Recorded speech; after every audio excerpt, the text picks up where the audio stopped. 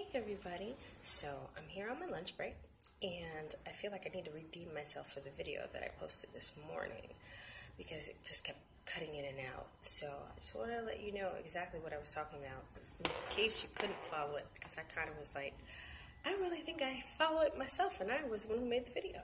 So anyway, I wanted to begin by saying integrity is achieved when you can love someone even when they're not being lovable, you know. And I know my face doesn't match what I'm saying, but it's something that I feel like is important, because everybody throws around the word love. I love you, I love this, I love this, I love that. And what happens is your love is tested.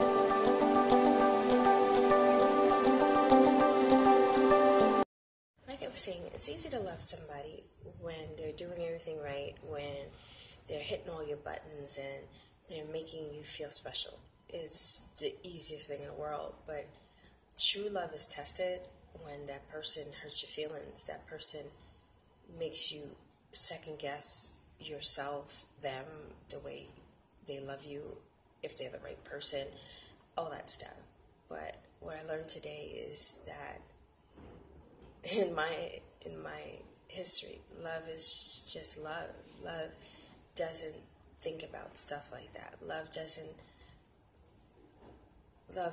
True love looks past that, you know, and it survives like the coldest winter and like the hottest summer. It just survives in every element. It survives in every way that we can possibly be.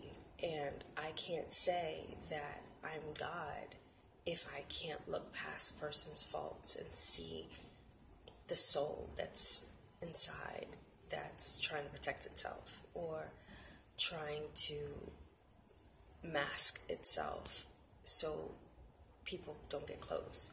And I've noticed and I've learned that the closer that I get to people, the harder it is to love them, because it's like they put up more barriers and they're like, oh shit, she got past this barrier, so I got to put up this barrier for her, because if I don't put this barrier up for her, she's going to get closer and then she's going to find out more. And they always get scared that you run the risk of really seeing who they are and leaving because your love for them isn't strong enough.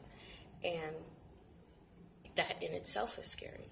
So I've learned in my life, and I'm pushing past my scorpion behavior to actually see hope where most people wouldn't, to see love where most people would see like, oh, what the hell?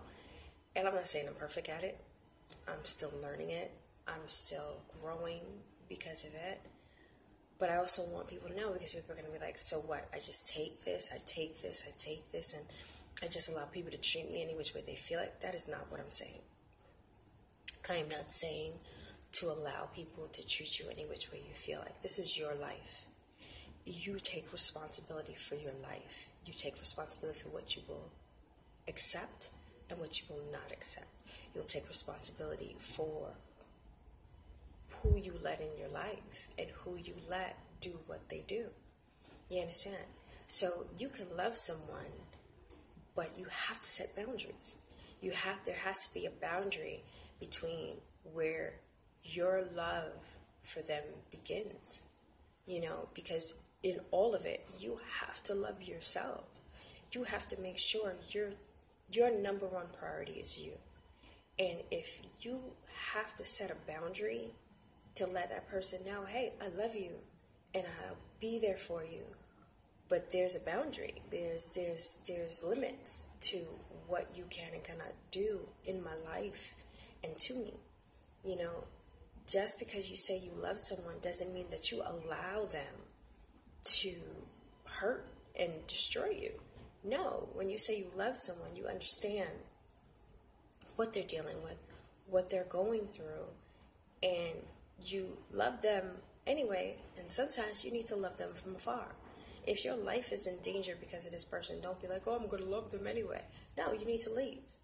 If you feel that your life is in danger and your life is at risk, whether it's life or death, like your soul has to go back to the universe, or that your life won't make progress if you keep allowing this person to do certain things, you need to make that conscious effort and the decision to tweak your life and to tweak who has access and what they have access to. That doesn't mean that you don't love them. That means that you know who they are, you accept them for who they are, but you have to build a wall around certain things, because you know that if you can't say, oh, I know who this person is, and then you get slapped in the face. Like the analogy I gave this morning. Person asks you if you love them. You say, of course I love you. They slap the shit out of you. And you stand there like, what the fuck? And it's like, and that's what happens to people. Things happen to people that you're standing there going, wow, I didn't deserve that. Wow, what the hell? But it's not about you, babe. It's not. And that's something that I have to learn, and I'm still learning with everybody I deal with. Whatever a person does to you has nothing to do with you. A friend of mine told me that a long time ago. Her name is Sonia. She told me that a long time ago. She was like, what people do is never about you, but always about them. And what I learned after that, you gotta love them anyway. You gotta love them and understand who they are and be like, you know what? I see who you are. I see what happens when you feel this way. So I know I need to put up a parameter or boundary for when this happens. I can't make it seem like, oh God, it's their fault, or it's her fault, or it's his fault. No, it's really not. You knew who this person was. You know what this person is capable of doing. And you just went in blind. Love is not blind. Love is love, but love is not blind, and love is not stupid. You need to know who you're with, know what the person is capable of doing, and love them anyway. Does that mean that you have to stay with them? No, it doesn't. It doesn't, because I can love you from afar. I can love you from afar without being wrapped up in the nonsense. So it's kind of like you love them, you're there for them, but eventually either this person's going to grow or they're going to stay where they are. And either way, that's their decision. That's fine. And that's something I'm learning too. Not everybody wants to move. Not everybody feels what I feel. Not everybody is like who I am.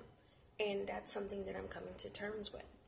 And I didn't really understand that, people don't do that. Not everybody does this. Not everybody gets back on that horse after they've been smacked down. It's a very rare trait.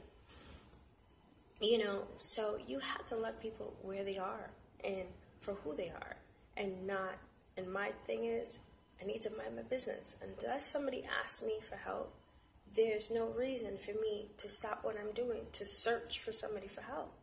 You need me, I'm here. But I'm not going to be the love doormat, because love is not weak.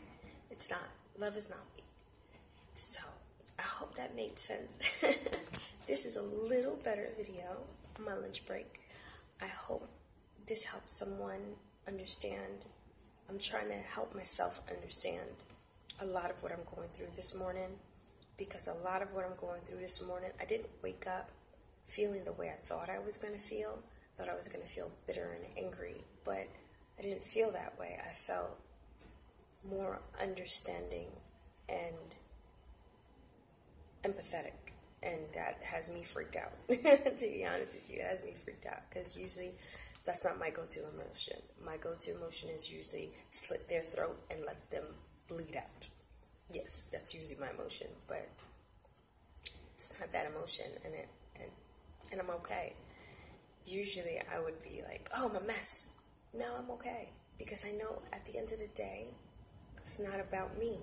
Whatever I did, that's about me, and that's what I need to focus on. I need to focus on why I reacted the way I reacted, and not what the other person did to me. Because like I said, nobody does anything to you without your permission and without your knowing it. You can't be like, oh, I never saw it coming. You saw it coming. You knew that was happening. You knew that was going to happen. You knew what was going to happen.